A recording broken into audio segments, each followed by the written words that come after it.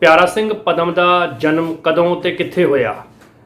ਕਲਮ ਦੇ ਧਨੀ ਪੁਸਤਕ ਦੇ ਕਿੰਨੇ ਭਾਗ ਨੇ ਤੇ ਉਹਨਾਂ ਭਾਗਾਂ ਵਿੱਚ ਕਿਹੜੇ-ਕਿਹੜੇ ਸਾਹਿਤਕਾਰਾਂ ਬਾਬਤ ਚਰਚਾ ਹੋਈ ਆ।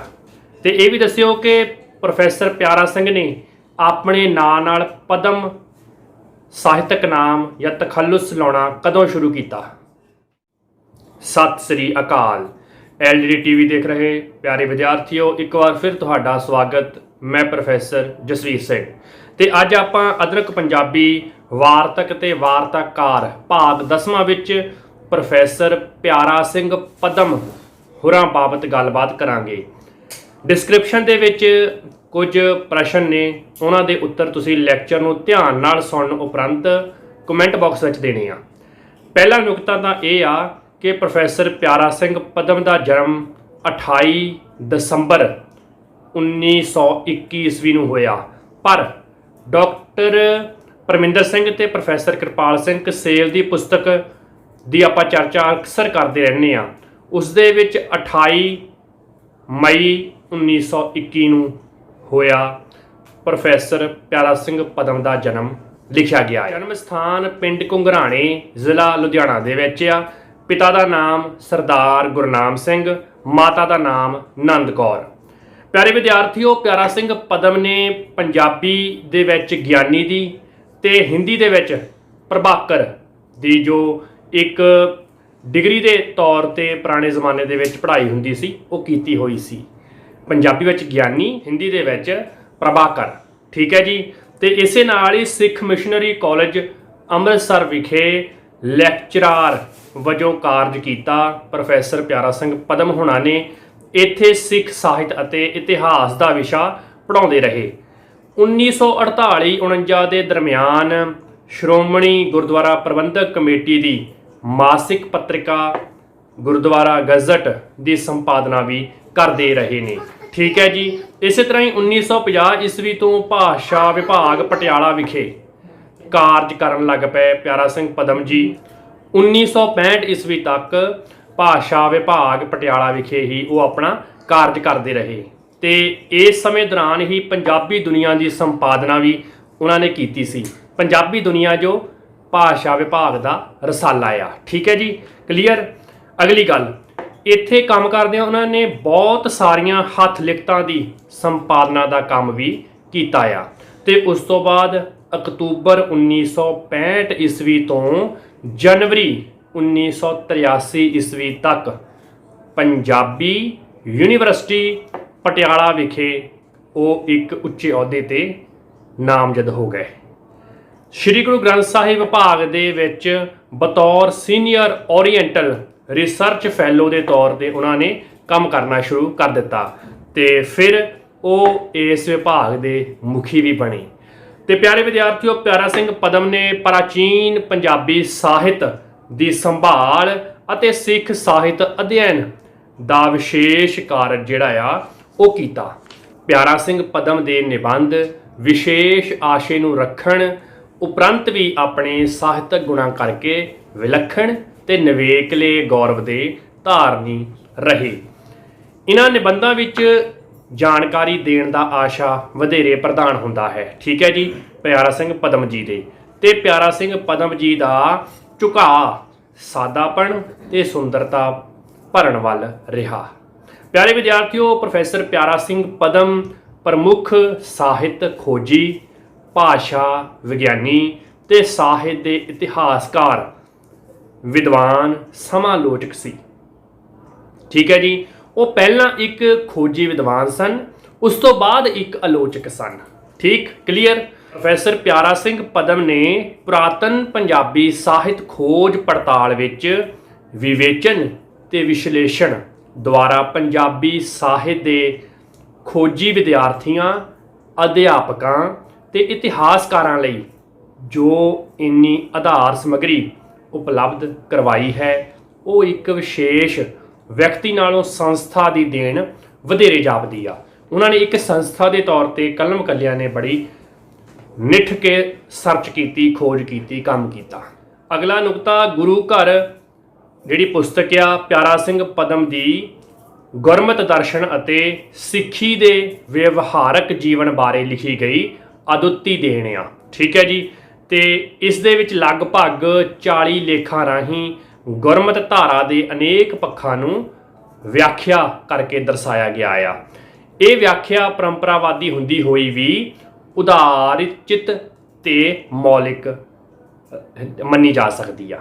ਇਸੇ ਤਰ੍ਹਾਂ ਹੀ ਗੁਰੂ ਨਾਨਕ ਸਾਗਰ, ਗੋਬਿੰਦ ਸਾਗਰ ਪੁਸਤਕਾਂ ਵਿੱਚ ਗੁਰੂ ਨਾਨਕ ਸਾਹਿਬ ਜੀ ਬਾਰੇ, ਗੁਰੂ ਗੋਬਿੰਦ ਸਿੰਘ ਜੀ ਬਾਬਤ ਵਿਲੱਖਣ ਤੇ ਵਿਸ਼ੇਸ਼ ਜਾਣਕਾਰੀ ਦਾ ਬੋਧ ਸਾਨੂੰ ਕਰਵਾਇਆ ਗਿਆ ਆ। ਜੇਕਰ ਆਪਾਂ ਪ੍ਰੋਫੈਸਰ ਪਿਆਰਾ ਸਿੰਘ ਪਦਮ ਦੀਆਂ ਕਿਤਾਬਾਂ ਦੀ ਗੱਲ ਕਰੀਏ ਤਾਂ ਨੋਟ ਕਰੋ, ਜਿਨ੍ਹਾਂ ਕਿਤਾਬਾਂ ਦੇ ਨਾਮ ਆਪਾਂ ਪਹਿਲਾਂ ਨੋਟ ਕਰ ਹੀ ਲੈਣੇ। ਉਹਨਾਂ ਤੋਂ ਇਲਾਵਾ ਗੁਰੂ ਗੋਬਿੰਦ ਸਿੰਘ ਜੀ ਦੇ ਦਰਬਾਰੀ ਰਤਨ, ਗੁਰੂ ਗ੍ਰੰਥ ਵਿਚਾਰਕੋਸ਼, ਪੰਜਾਬੀ ਵਾਰਾਂ, ਹਾਸ਼ਮ ਰਚਨਾਵਲੀ, ਪੰਜਾਬੀ ਮਾਝਾਂ, ਪੰਜਾਬੀ ਬਾਰਾਂਮਾਹੇ, ਪੰਜਾਬੀ ਜੰਜਾਂ, ਸੱਸੀ ਸਦਾ ਰਾਮ ਬੰਦੇ ਦਾ ਨਾਮ ਆ, ਕਵੀ ਦਾ ਨਾਮ ਆ, ਸੱਸੀ ਕਿੱਸੇ ਦਾ ਨਾਮ ਆ। ਠੀਕ ਹੈ ਜੀ। ਹੀਰ ਭਗਵਾਨ ਸਿੰਘ, ਇਹ ਵੀ ਉਵੇਂ ਹੀ ਆ। ਹੀਰ ਜਿਹੜੀ ਆ ਕਿੱਸੇ ਦਾ ਨਾਮ ਆ, ਭਗਵਾਨ ਸਿੰਘ ਉਹਨੂੰ ਲਿਖਣ ਵਾਲਾ। ਵਜੀਦ, ਬਾਬਾ ਵਜੀਦ ਵੀ ਇਸ ਪੁਸਤਕ ਦਾ ਨਾਮ ਮੰਨਿਆ ਜਾਂਦਾ। ਮਹਾਕਵੀ ਸੰਤ ਰੇਣ, ਮਹਾਕਵੀ ਸੰਤੋਖ ਸਿੰਘ, ਵਾਰਾਂ ਗੁਰੂ ਗੋਬਿੰਦ ਸਿੰਘ ਜੀ ਦੀਆਂ, ਕਲੀਆਂ ਵਾਲੀ ਹੀਰ, ਕਲਮ ਦੇ ਧਨੀ 2 ਭਾਗਾਂ ਵਿੱਚ, ਹਿੰਦੁਸਤਾਨੀ ਕਲਾ, ਇਸ ਤੋਂ ਇਲਾਵਾ ਹਿੰਦੁਸਤਾਨੀ ਕਵੀ, ਹਿੰਦੁਸਤਾਨੀ ਕਵਿਤਾ, 16 ਕਲਾਂ, 5 ਦਰਿਆ, ਪੰਜਾਬੀ ਵਾਰਾਂ। ਇਹ ਵੀ ਕਿਤਾਬਾਂ ਜਿਹੜੀਆਂ ਨੇ ਬੜੀਆਂ ਪ੍ਰਮੁੱਖ ਨੇ। ਹਾਲੇ ਰੁਕਣਾ ਨਹੀਂ, ਹਾਲੇ ਹੋਰ ਵੀ ਬਹੁਤ ਨੇ। ਪੰਜਾਬੀ ਭਾਸ਼ਾ ਦਾ ਇਤਿਹਾਸ, ਗੁਰਮੁਖੀ ਲਿਪੀ ਦਾ ਇਤਿਹਾਸ ਪਿਆਰਾ ਸਿੰਘ ਪਦਮ ਦੀਆਂ ਭਾਸ਼ਾ ਵਿਗਿਆਨ ਸੰਬੰਧੀ ਵਿਸ਼ੇਸ਼ ਰਚਨਾਵਾਂ ਮੰਨੀਆਂ ਜਾਂਦੀਆਂ ਆ। ਇਸ ਤਰ੍ਹਾਂ ਹੀ 5 ਦਰਿਆ ਜਿਹੜੀ ਉਹਨਾਂ ਦੀ ਰਚਨਾ ਆ ਨਾਂ ਦੀ ਪੁਸਤਕ ਵਿੱਚ ਪ੍ਰੋਫੈਸਰ ਪਿਆਰਾ ਸਿੰਘ ਪਦਮ ਨੇ ਸੰਸਾਰ ਦੇ ਵਿਸ਼ੇਸ਼ ਧਰਮਾਂ ਬਾਰੇ ਉਪਯੋਗੀ ਗਿਆਨ ਜਿਹੜਾ ਆ ਉਹ ਸਾਨੂੰ ਮੁਹੱਈਆ ਕਰਵਾਇਆ ਆ।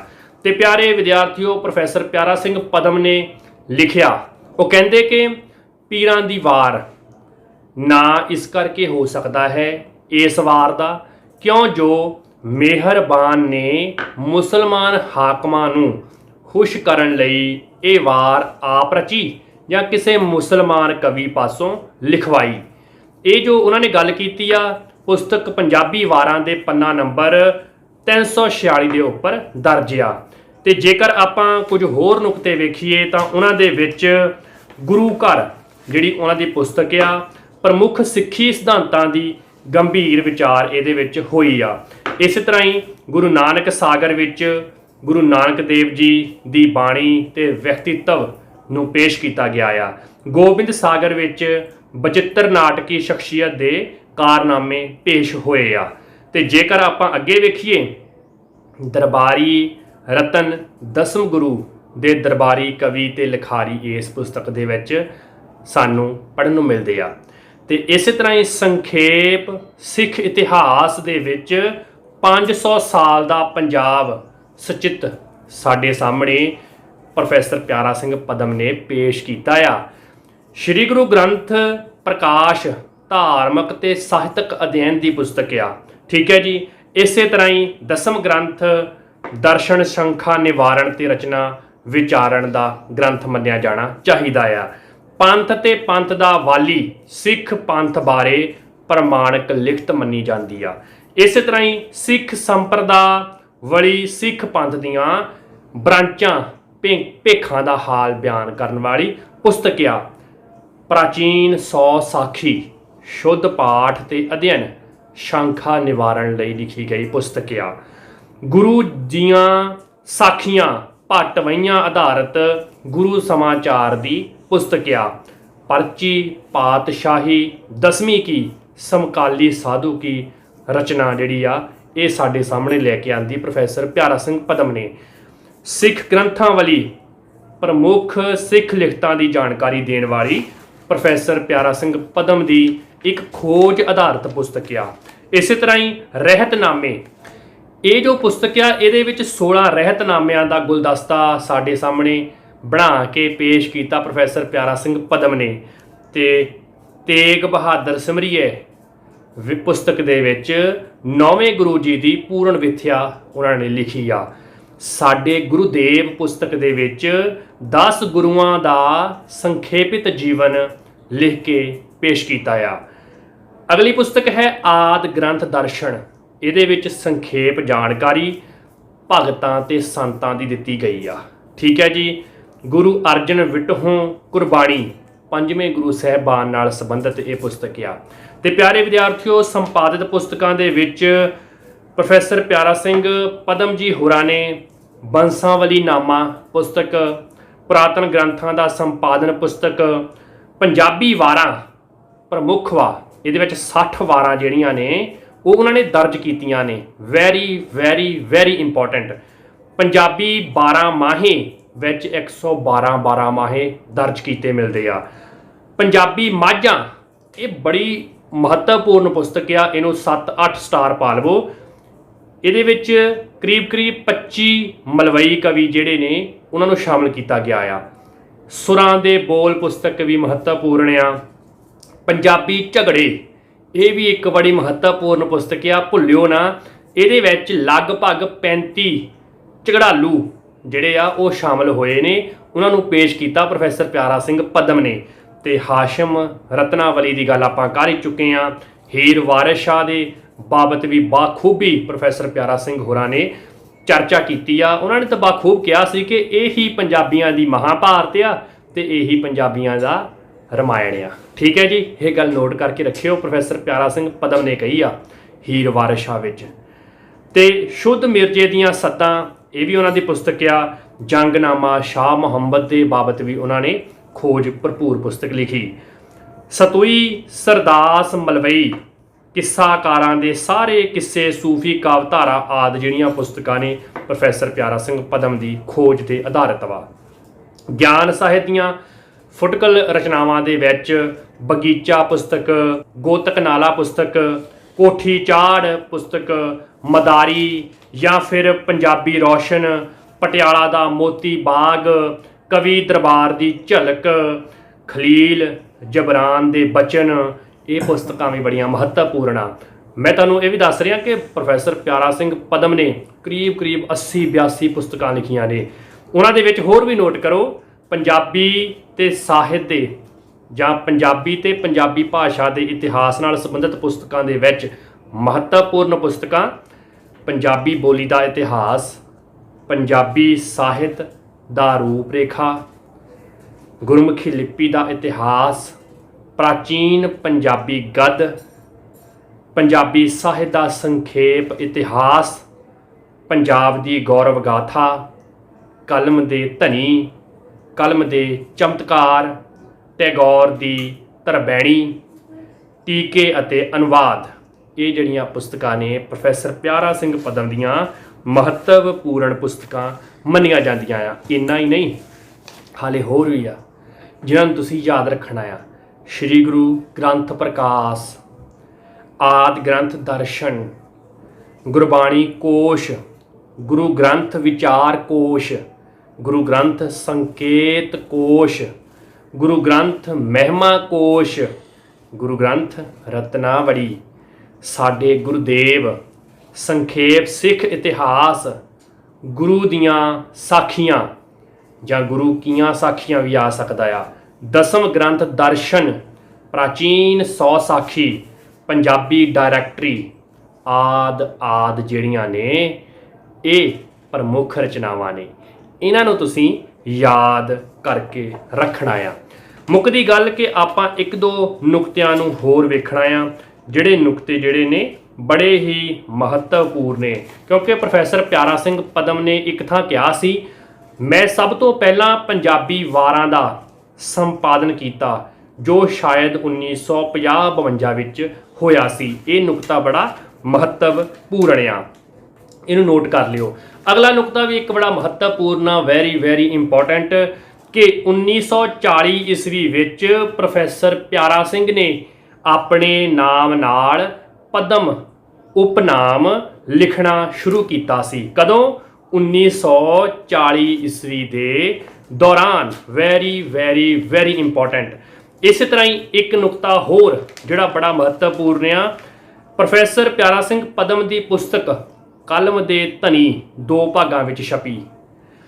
ਪਹਿਲੇ ਭਾਗ ਵਿੱਚ ਅਹਿਦਮਾਨ ਮੁਲਤਾਨੀ, ਬਾਬਾ ਫਰੀਦ, ਗੁਰੂ ਨਾਨਕ ਦੇਵ ਜੀ, ਸ਼ਾਹ ਹੁਸੈਨ, ਗੁਰੂ ਅਰਜਨ ਦੇਵ ਜੀ, ਭਾਈ ਗੁਰਦਾਸ, दामोदर, पीलू, गुरु गोबिंद सिंह जी, बुले शाह, वारिस शाह, हाशम शाह, मौलवी अहमद यार, बाबा संत रेण, मियाँ मुहम्मद बख्श, कृष्ण सिंह आरिफ, प्रोफैसर पूरन सिंह, लाला धनीराम चातरिक, बाबू फिरोजदीन सरफ, प्रोफैसर मोहन सिंह, अवतार सिंह आज़ाद, अमृता ਪ੍ਰੀਤਮ ਸਿੰਘ ਸਫੀਰ, ਬਾਵਾ ਬਲਵੰਤ ਅਤੇ ਸ਼ਿਵ ਕੁਮਾਰ ਦੇ ਜੀਵਨ ਤੇ ਰਚਨਾਵਾਂ ਦੀ ਚਰਚਾ ਹੈ। ਜਦਕਿ ਦੂਜੇ ਭਾਗ ਵਿੱਚ ਪੰਡਿਤ ਸ਼ਰਧਾ ਰਾਮ ਫਿਲੌਰੀ, ਗਿਆਨੀ ਗਿਆਨ ਸਿੰਘ, ਭਾਈ ਕਾਹਨ ਸਿੰਘ ਨਾਭਾ, ਭਾਈ ਵੀਰ ਸਿੰਘ, ਬਾਵਾ ਬੁੱਧ ਸਿੰਘ, ਬਾਬਾ ਪ੍ਰੇਮ ਸਿੰਘ ਹੋਤੀ, ਪ੍ਰਿੰਸੀਪਲ ਤੇਜਾ ਸਿੰਘ, ਸਰਦਾਰ ਚਰਨ ਸਿੰਘ ਸ਼ਹੀਦ, ਲਾਲ ਸਿੰਘ ਕਮਲਾ ਅਕਾਲੀ, प्रोफैसर साहिब सिंह, डॉक्टर मोहन सिंह दीवाना, डॉक्टर गंडा सिंह, डॉक्टर रोशन लाल आहूजा, प्रोफैसर सन सिंह सेखों, प्रोफैसर सुरमुख सिंह अमोल, श्री देविंदर सिंह सत्यार्थी, डॉक्टर मोहिंदर सिंह रंधावा, सरदार शमशेर सिंह अशोक, सरदार करतार सिंह दुग्गल, डॉक्टर गोपाल सिंह दर्दी ਅਤੇ ਬਲਵੰਤ ਗਾਰਗੀ ਜੀ ਦਾ ਜ਼ਿਕਰ ਸਾਨੂੰ ਪੜ੍ਹਨ ਨੂੰ ਮਿਲਦਾ ਆ। ਇਹ ਬੜੀਆਂ ਮਹੱਤਵਪੂਰਨ ਸ਼ਖਸੀਅਤਾਂ ਨੇ ਕਲਮ ਦੇ ਧਨੀ ਦੇ 2 ਭਾਗਾਂ ਦੇ ਵਿੱਚ ਜਿਨ੍ਹਾਂ ਦੀ ਚਰਚਾ ਪ੍ਰੋਫੈਸਰ ਪਿਆਰਾ ਸਿੰਘ ਪਦਮ ਨੇ ਕੀਤੀ ਹੋਈ ਆ।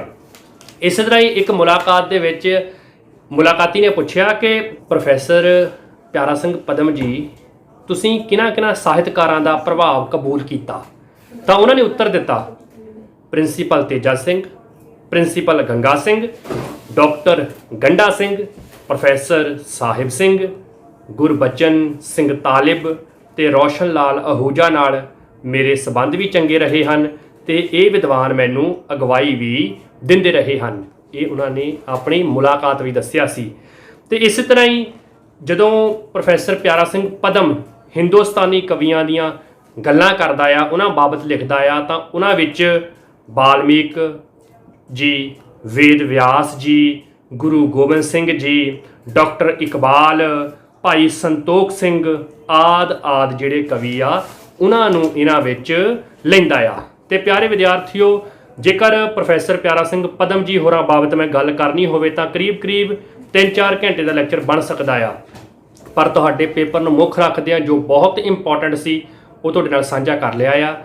ਇੱਕ ਵਿਸਥਾਰ ਦੇ ਵਿੱਚ ਚਰਚਾ ਆਪਾਂ ਫਿਰ ਕਦੀ ਕਰਾਂਗੇ। ਇਸ ਲੈਕਚਰ ਨੂੰ ਤੁਸੀਂ ਜਿੱਥੇ ਨੋਟ ਕੀਤਾ ਆ ਉੱਥੇ ਹੀ ਆਖਰੀ ਨੁਕਤਾ, ਪ੍ਰੋਫੈਸਰ ਪਿਆਰਾ ਸਿੰਘ ਪਦਮ ਦਾ ਦੇਹਾਂਤ 1 ਮਈ 2001 ਨੂੰ ਹੋਇਆ। ਮੈਨੂੰ ਉਮੀਦ ਆ ਕਿ ਇਹ ਸਾਰਾ ਲੈਕਚਰ ਤੁਹਾਡੇ ਵਾਸਤੇ ਬੜਾ ਉਪਯੋਗੀ ਹੋਊਗਾ, ਲਾਹੇਵੰਦ ਹੋਊਗਾ। ਤੁਸੀਂ ਆਪ ਵੀ ਇਹਨੂੰ ਸੁਣਨਾ ਆ। ਸੁਣਨ ਤੋਂ ਉਪਰੰਤ ਜਦੋਂ ਤੁਸੀਂ ਸੁਣ ਹੀ ਲਿਆ ਆ ਤਾਂ ਡਿਸਕ੍ਰਿਪਸ਼ਨ ਦੇ ਵਿੱਚ ਜੋ ਪ੍ਰਸ਼ਨ ਨੇ ਉਹਨਾਂ ਦੇ ਜਵਾਬ ਕਮੈਂਟ ਬਾਕਸ ਵਿੱਚ ਜ਼ਰੂਰ ਦਿਓ। ਆਪਣੇ ਦੋਸਤਾਂ ਮਿੱਤਰਾਂ ਤੱਕ ਸ਼ੇਅਰ ਕਰਿਓ। ਅਗਲੇ ਲੈਕਚਰ ਵਿੱਚ ਫਿਰ ਮਿਲਾਂਗਾ। ਤਦ ਤੱਕ ਲਈ ਸਤਿ ਸ੍ਰੀ ਅਕਾਲ।